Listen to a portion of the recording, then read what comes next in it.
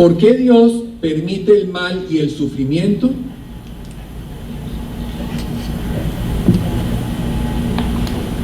De pronto, la gente que lleva en este país muchos años se puede acordar de un personaje que se llama Bill Graham. Bill Graham. Bill Graham tuvo un compañero que se llamaba Charles Templeton. Él sí estoy seguro que murió hace unos años. Bill Graham no estoy seguro si está vivo o todavía está vivo. Bueno, Bill Graham conoció a Charles Templeton. Charles Templeton, en la época en que Bill Graham empezaba los caminos de su religión, Charles Templeton le llevaba una ventaja grandísima. Charles Templeton en este país era conocido por llenar estadios de jóvenes y los convertía. Era un predicador impresionante y viajaba por todo el mundo. Él estuvo en Europa, en varios países europeos y todo, con su prédica. Y poco a poco Bill Graham empezó a ayudarlo, a acompañarlo, y se volvieron muy amigos y se volvieron compañeros de fórmula. Bill Graham tiene toda la época de la guerra de Vietnam, una época muy, muy especial de Estados Unidos, donde los valores, donde la desesperanza, donde la crisis, hubo mucha crisis moral y espiritual en ese país, y este señor Bill Graham y Charles Templeton fueron un gran apoyo para ese país. Predicadores que ustedes dicen, los conocen, muy conocidos. Y hace muchos años, Charles Templeton un día hizo el anuncio de que él se volvía agnóstico. Un hombre como Charles Templeton, que viajó por todo el mundo predicando, enseñando la palabra, convirtiendo a la gente, en un momento dado él entra y dice: me declaro agnóstico. ¿Qué significa eso? Agnóstico quiere decir que no tiene certeza de la existencia de Dios. El ateo cree tener pruebas de que Dios no existe. Él cree que te puede argumentar pruebas de que Dios no existe y que él tiene esa verdad. El agnóstico ni te lo refuta ni te lo ataca, pero no cree, deja de ser un creyente y se vuelve un agnóstico. ¿Qué hizo que este señor se volviera agnóstico? Cuando lo entrevistan y cuando van en poco profundidad, él dice que él no encontró la forma de conciliar al Dios de amor que él se había enamorado con el dolor y el sufrimiento humano que él veía a su alrededor. No pudo encontrar una conexión. Yo pienso que esta es una de las preguntas más importantes que tiene el ser humano católico, que tiene el ser humano religioso. No logramos como unir esos dos lazos. En una encuesta le preguntaban a la gente: si usted tuviera la certeza de que Dios le contestaría una pregunta, ¿qué pregunta le haría a usted? Y el 96% de la gente contestó que le haría esta pregunta: ¿por qué, si usted es un Dios de amor, permite el mal y el sufrimiento aquí en la tierra? Entonces, mucha gente dice que por qué el Señor permite esas cosas. Entonces, yo he escuchado permitir, el Señor no es malo, ¿entienden? Entonces dicen, ¿por qué el Señor permite que sucedan las catástrofes, las cosas? ¿Por qué se le echa la culpa a Él? Vamos a ver, de eso trata precisamente el libro. Santo Tomás del siglo XIII, yo soy tomasino, yo estoy en un colegio de dominicos, del Santo Tomás de Aquino en Colombia. ¿Ah? Colombiano. Santo Tomás de Aquino decía: si hubiera calor infinito, el frío no existiría. Si existiese calor infinito, el frío no podría existir, ¿cierto? Igualmente, si la bondad de Dios fuera infinita, el mal no podría existir. Sin embargo, pues la bondad de Dios sabemos que es infinita y el mal existe. ¿Cómo explicar eso? Empecemos que técnicamente el mal no existe. Técnicamente el mal no existe. Así como para yo producir, si yo quiero producir calor, técnicamente si quiero producir el frío, tengo que suprimir el calor para producir el frío. Porque el frío no se puede producir, el frío es la ausencia de calor. Yo sí puedo producir el calor, pero para producir el frío tengo que quitar todo el calor. Si yo quiero producir la oscuridad, que no se puede producir, tengo que quitar la luz. La oscuridad es la ausencia de luz, esa es la oscuridad. La luz sí se puede producir. Para producir oscuridad, ¿qué tengo que hacer? Quitar la luz. El mal es lo mismo. Técnicamente el mal no existe, como no existe la oscuridad, como no existe el frío. El frío es la ausencia de calor, la oscuridad es la ausencia de luz, el mal es la ausencia de amor. Entonces, técnicamente el mal no existe, es la ausencia de amor lo que se traduce en el mal. El filósofo inglés del siglo XIX, John Stuart Mill, él planteaba este dilema. Decía, de acuerdo a la teología cristiana, el mal no debería existir. Porque si Dios es todopoderoso, es decir, que todo lo puede, es omnisciente, quiere decir que todo lo sabe, es todo amor y es todo benevolente, es decir, que procura siempre el bien, sabría de la existencia del mal, su amor, su benevolencia lo llevaría a no permitirlo y su poder permitiría que no pasara. Entonces él decía, de acuerdo a la teología cristiana no es así, pero el mal existe. Empecemos por decir que esta pregunta es un gran misterio. Es un gran misterio, por ahí tenemos que empezar nosotros a tener eso claro, es un gran misterio. Y personalmente pienso que de los misterios que tenemos de Dios, este es el más importante de todos. Porque que yo no entienda el misterio de la Santísima Trinidad, pues ni me va ni me viene, no me afecta, nada. Pero que yo tenga un hijo que se me está muriendo de cáncer, ese sí me afecta, ese sí me duele. Ahí es donde entro yo a cuestionar, ahí es donde entro yo a... Que yo no entienda la Trinidad, pues sí, yo trataré de entenderla, pero, ¿cierto? Ese misterio, pero el misterio del dolor y del sufrimiento es de esos misterios que a nosotros sí nos afecta, sí nos tiene, es como donde yo pienso que es donde se nos toca la fibra humana. Pero para entender un poco y contestar tu pregunta, quiero dividir el problema en dos. Los sufrimientos que nosotros tenemos y vivimos por causa de nuestros pecados y los sufrimientos que nosotros vivimos por causa de la naturaleza, porque por la naturaleza nosotros también sufrimos mucho. Voy a empezar entonces por los causados por nuestros pecados.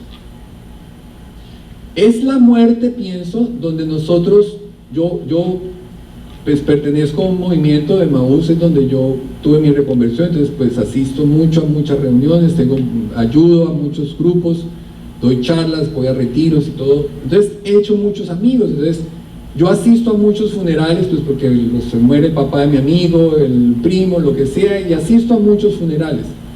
Y yo nunca me he sentido cómodo en un funeral, no sé ustedes, uno nunca se siente cómodo en un funeral. Los funerales son incómodos, porque nosotros no fuimos hechos para la muerte, nosotros fuimos hechos para la vida. Nunca nos vamos a sentir cómodos con la muerte. La muerte siempre va a ser algo que nos resulte incómodos. Pero respecto al sufrimiento causado por nuestros pecados, la avaricia, el egoísmo, la codicia, la envidia del hombre a lo largo de su historia ha causado más dolor y sufrimiento que nada que lo pueda superar en el hombre. Ha sido la causa más grande de los sufrimientos. Todo nuestro egoísmo, todos nuestros poderes, todas nuestras cosas. Y tendemos, yo no sé si ustedes recuerdan una canción que fue muy famosa en una época que decía, íbamos los dos al atardecer. Yo no podía, y yo manejaba, iba a más de 100, estaba lloviendo y no vi una señal de precaución. Al terminar la curva, el carro rodó, dio vueltas y mi esposa y mi amante muere ahí. Y viene el estribillo de la canción que decía, ese sí me acuerdo muy bien: ¿por qué se fue? ¿Por qué murió? Porque el Señor me la quitó. Pero miren, el hombre va manejando a más de 100 a altísima velocidad, es de noche, está lloviendo, ve una señal de precaución que no la ve, hay una señal de precaución que no la ve, se mueve, hay un accidente que es lo que tiene que pasar por naturaleza, es lo que tiene que pasar, se le muere el amante y él a quién culpa, a Dios. Y esa canción recoge un poco el sentimiento nuestro de siempre. Pero Dios, ¿por qué lo permite si somos nosotros los que estamos causando eso? Yo recuerdo que cuando mi hija estaba en el colegio, en primaria, estaban viendo el tema de historia, no recuerdo bien por qué llegan a ese tema, pero lo vieron, el tema del holocausto, de la Segunda Guerra Mundial, del holocausto judío. Y ella tuvo que investigar un poco de ese tema. Y ella me hizo esa pregunta. Me hizo, pero ¿por qué Dios permitió eso? Y yo le escucho eso y yo le digo, mi amor, yo espero que muy pronto tú seas capaz de responderte esa pregunta. No se la quise responder. Dije, espero que muy pronto tú seas capaz de responderte esa misma pregunta. Lee harto, investiga harto. Hizo la tarea, y el día que hizo la tarea en el colegio llevaron a una señora ya muy viejita, judía, que había vivido en un campo de concentración, que había sobrevivido a un campo de concentración. Cuando ella llega del colegio me dice, ya entiendo. Dios no tuvo nada que ver en ese holocausto. Fue la egoísmo, la avaricia, la sevicia del hombre, la indiferencia del hombre la que causó eso. Fue el hombre el que causó semejante tragedia. No fue Dios. Lo culpamos a él como en la canción. Hoy tuvimos en la primera lectura de los que fueron a misa esta mañana, el día de hoy, la primera lectura es para mí el pasaje más hermoso que tiene del Antiguo Testamento. Para mí, Orlando, el Deuteronomio. En este día pongo al cielo y a la tierra por testigos contra ustedes, que les he dado a elegir entre la vida y la muerte, entre la bendición y la maldición. Escojan pues la vida para que vivan ustedes y sus descendientes. Amen al Señor su Dios, obedézcanlo y sean fieles, porque de ello depende la vida de ustedes y el que vivan muchos años en el país del Señor que juró dar a Abraham, Isaac y Jacob y a los antepasados de ustedes. Dios nos da a elegir. Él nos da a elegir. Dios nos dio a nosotros la libertad de elegir. Y en esa libertad yo puedo hacer el bien o puedo hacer el mal. Entonces, no fue que Dios haya creado el mal o permita el mal. El hombre, con sus actos de libre albedrío, genera el mal. Genera el mal. Es el libre albedrío, es la desobediencia del hombre que seguimos y nos empecinamos nosotros a entender. Miren un poco la creación del hombre. Dios crea el paraíso, crea la tierra y le da a Adán toda la creación, le da todos los caballos, los animales, todo para él, todo para él. Le dice, todo es tuyo, gobiérnalo, le dice Dios, ¿se acuerdan? Todo es tuyo. Lo único que quiero para mí, le dijo Dios, te doy todo, menos una cosa. Déjame a mí elegir qué está bien y qué está mal, dijo Dios. Todo es suyo excepto el árbol del bien y del mal. O sea, el árbol del bien y del mal es mío, no me lo toque. Si ustedes quieren conocer el hombre en su naturaleza, pongan dos niños aquí en el suelo, uno con 50 juguetes y otro con un juguete. ¿Qué creen que va a hacer el niño que tiene 50 juguetes? Él quiere eso, ese es el pecado original. Él quiere ese. Él no le basta los 50 que tiene acá, él quiere el del otro. Y así fue el hombre. Dios le dio todo todas las minas, todos los pescados, todos los animales, todas las frutas para que el hombre se entretuviera, y no le bastó todo. Él también quiso apoderarse y tocar allá y meterse con el árbol del bien y el mal. Y eso sigue pasando hoy en día. Dios dijo, déjeme a mí elegir y decirle qué está bien y qué está mal. Le dijo Dios al hombre. Y el hombre, yo sé más que usted, yo puedo decidir por mí mismo qué está bien y qué está mal. Y miren el desorden en el que estamos en muchos temas.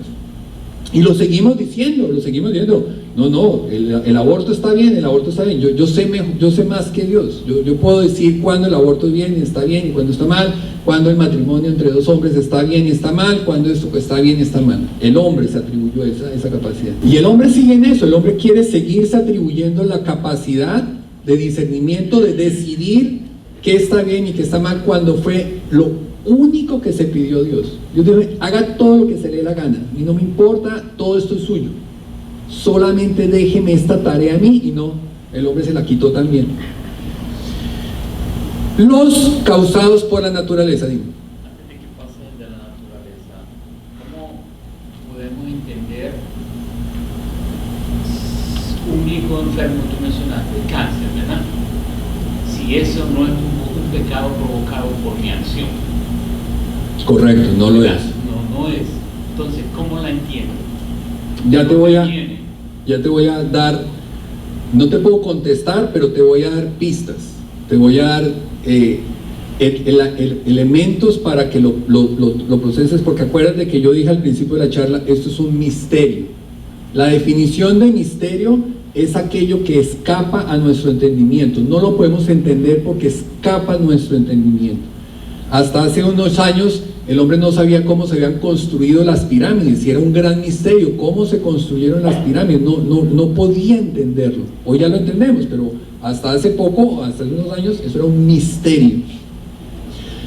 Causados por las leyes de la naturaleza.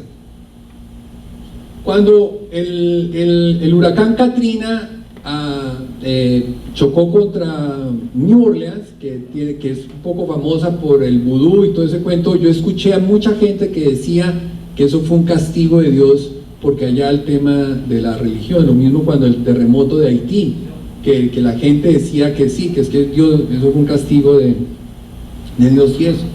Pero miren, hace 5.000, hace 1.000 y pico de años, 500, 600 millones de años, los continentes no eran 5, era un solo continente, era una sola placa tectónica. Hoy son 5. ¿Y ustedes cómo creen que se han separado esos 5? A punta de terremotos, y terremotos fuertísimos, terremotos gravísimos.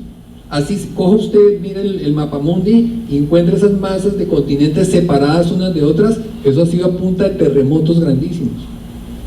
La naturaleza de las placas tectónicas es separarse.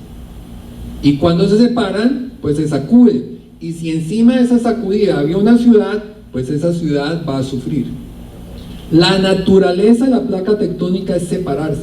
La naturaleza del volcán es explotar. Si explota al lado de una ciudad, pues van a haber muertos, y va a haber sufrimiento, y van a haber quemados, y van a haber muertos, como muchas tragedias que han pasado. Esa es la naturaleza del volcán. Y si no hay nadie, pues nadie pasó. No es que sea un castigo de Dios que mande el huracán para nada. Esa es la naturaleza del huracán. La naturaleza del tigre es coger lo que se mueva y que el hombre lo pueda manipular en la boca. Si es un conejo, pues se va a comer un conejo. Pero si es mi hijo de 3 años, pues se va a comer a mi hijo de 3 años. Esa es la naturaleza del tigre. Yo no tengo ahí nada que meter a Dios en eso. Esa es la naturaleza del tigre. Entonces, cuando ustedes saben la historia de Job, ya me sacaron señales. Ustedes conocen la historia de Job. La historia de Job es como el cuento de la Caperucita Roja que yo les hice a ustedes aquí el primer día de la charla. Mucha gente la sabe, pero nadie la ha leído. Léanla, porque es verdad que es bien bonita. Sí, es muy poética, y la esencia está al principio y al final. Entonces como que nos quedamos solamente con el primer capítulo, donde nos cuentan ahí lo que le pasó al pobre Job, y ya no la leemos y ya sacamos las conclusiones después. Pero miren, la historia de Job, ustedes la conocen, pasa 6 tragedias, le pasan a él 6 tragedias, y él en su desesperación y todo, se reúne con 3 amigos, que se llamaban Elifaz, Baldad y Zofar. Y durante 7 días estos 3 amigos lo escuchan a Job, todo lo que él tenía que decir, sus preguntas, sus inquietudes, pero no lo entiendo, pero no lo comprendo, lo escuchan. Hasta que los amigos rompen el silencio y le empiezan a decir a Job: usted es muy hipócrita, Job, no sea tan falso. Todo lo que le pasó a usted, que se las da tan bueno, porque ellos escucharon toda la historia de Job, se la escucharon calladitos. Todo lo que ellos le decían es porque usted tuvo que haber hecho algo, Job. Yo no sé qué, no nos venga a decir a nosotros que usted es un santo. Mira, ahí está la prueba de que lo que le ha pasado es porque usted hizo algo. Y Job era consciente que él no había hecho nada, así que para Job fue una gran tragedia que sus amigos lo trataran de falso, de mentiroso, de hipócrita, de que no, se lo merece y él no sentía que lo mereciera. Hasta que después de que ya estos amigos lo atacan, aparece un cuarto personaje, un muchacho joven, dice la Biblia, un muchacho muy joven que se llamaba Eliú. Y Eliú le dice a Job: ¿pero qué saben ustedes de los planes de Dios? ¿Qué sabe usted de los planes de Dios? De pronto usted no entiende los planes de Dios. Acéptelos en su naturaleza. Todos los amigos lo cuestionan y le dicen y todo, pero él no. Este joven fue más sabio que todos los otros. Y miren lo que dice aquí Job cuando Job entiende lo que le dice este joven. Miren esta belleza. ¿Quién eres tú para dudar de mi providencia y mostrar con tus palabras tu ignorancia? Esto le está diciendo Dios a Job. Dios a Job. Job habló con Dios y le hacía el reclamo: sí, yo no entiendo, pero ¿por qué? Y entonces Dios le contesta eso. ¿Quién eres tú para dudar de mi providencia y mostrar con tus palabras tu ignorancia?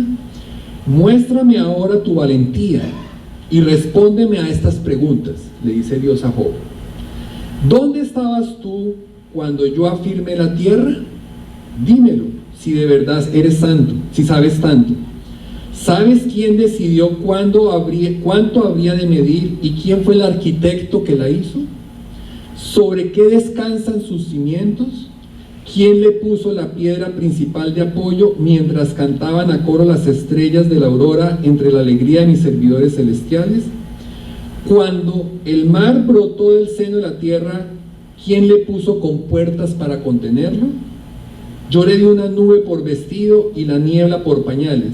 Yo le puse un límite al mar y cerré con llave sus compuertas. Y le dije: llegarás hasta aquí y de aquí no pasarás. Aquí se romperán tus olas arrogantes. Y sigue. Dios le está diciendo a Job: ¿qué sabes tú de mis planes? ¿Qué sabes tú de mis planes? Yo no sé si ustedes hagan este ejercicio, cojan un cuadro. Yo puedo coger este cuadro. Y yo me voy a poner ese cuadro aquí. Cuando yo me lo pongo aquí, yo no voy a entender nada. Yo voy a ver un poco de manchones, voy a ver colores, voy a distinguir ciertos manchones, pero yo no estoy viendo nada. Pero cuando yo me empiezo a alejar, ese cuadro cada vez voy a empezar a verle más forma, le voy a ver más contenido. Hasta cuando yo estoy lejos, entiendo lo que estaba viendo. Y así es Dios. Dios es un artista. Los planes de Dios son a larguísimo plazo. Los planes del hombre siempre son a corto plazo, a cortísimo plazo.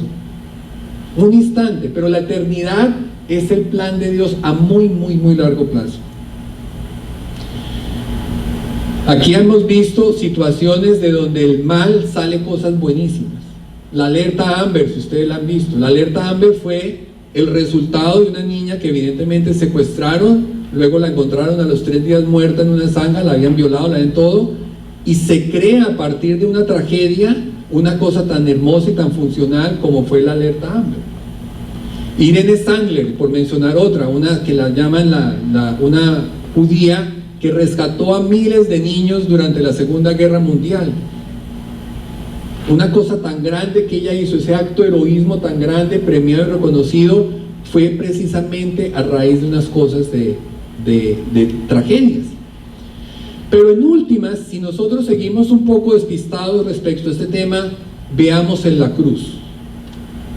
En la cruz encontramos la mayor expresión de sufrimiento, la mayor tragedia, como les dije a ustedes hace un rato, y de esa cruz brotó el amor más grande que nos dio la salvación a nosotros. Es en esa cruz donde nosotros entendemos que algo tan grave y tan grotesco como fue la muerte de Jesús, dio vida a algo tan grande y tan hermoso como fue la misericordia de Dios para con nosotros. Es en esa cruz donde nosotros lo podemos entender, donde se cambió la humillación por la exaltación, donde se cambió el dolor por la alegría, donde se cambió la muerte por la vida. No tenemos respuestas para todo. Yo no puedo responder a por qué el niño tiene cáncer o le da un cáncer. Es la naturaleza de la célula que se degenere y produzca un cáncer. El paso nuestro por la tierra es una gota de agua en medio de un mar. Aquí nosotros, yo siempre le he hecho, en mi vida cristiana siempre me he mantenido en esta analogía. Yo soy un niño de 3 años ante el adulto de 40 años. Entonces, siendo yo un niño, yo no entiendo las cosas que hace mi papá, no las entiendo. De pronto mi papá me quita el PlayStation y me dice, ya no más, le voy a quitar el PlayStation. Para mí de niño, eso es una tragedia incalculable, me quitaron el PlayStation. Horrible, ese niño va a llorar, va a patalear, donde hoy en día le quiten el celular a una teenager, esa niña se va a morir. El papá, que sabe más que el hijo, sabe por qué se lo está quitando. Y ustedes que son papás, ¿qué esperan de su hijo? ¿Que lo odien? ¿Que lo maldigan?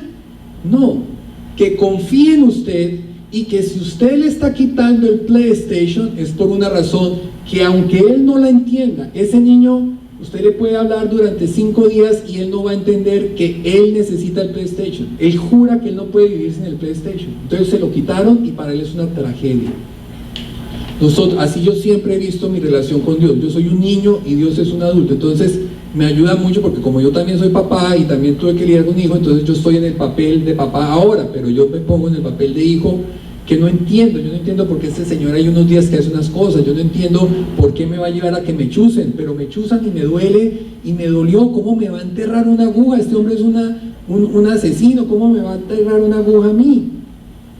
Pero mi papá espera que yo confíe en que si me ponen una aguja y me pinchan, es por mi bien. Es por mi bien. Entonces, a los que pasan por situaciones con un hijo, que es una situación sumamente difícil y dolorosa, yo les digo una cosa, o al que ha perdido un ser querido, Dios está tan triste como estás tú, porque la voluntad de Dios no es que nosotros nos hubiéramos degenerado en lo que nos degeneramos. La voluntad de Dios es que sea el amor, es que haya vida eterna. Esa era la voluntad de Dios. Así que cuando la voluntad de Dios no se cumple, porque estoy enterrando a mi hijo fruto de el abuso de alguien, Dios está tan triste como lo estoy yo, porque esa no era su voluntad. Dios está tan triste como lo estoy yo. A él le duele tanto ver el sufrimiento de un hijo con una enfermedad como me duele a mí. Pero allá, esto es pasajero, y Él nos prometió a nosotros la paz. Yo, gracias a Dios, no he tenido que enterrar un hijo, pero conozco amigos que han tenido que enterrar un hijo de 20 años y están tristes y desbaratados, pero tienen la paz en su corazón, porque es lo único que Dios nos prometió. Él estaba a punto de morir, Él no tenía tiempo de bobadas y nos dejó su herencia. Dijo, les dejo mi paz. Él no nos dijo, les voy a dejar alegría plena y todo para que siempre estén riéndose. No, nos dejó la paz. Yo puedo venir de enterrar a un hijo de 20 años del cementerio, estoy desbaratado, estoy triste, congojado, lleno de dudas, de todo, pero no voy a perder mi paz. Y ustedes están aquí para eso, para ganar la paz del Señor, para tener siempre esa paz. en diferentes aspectos. Uno de esos a través de precisamente de conocer y defender nuestra fe con argumentos como lo que les he tratado de dar.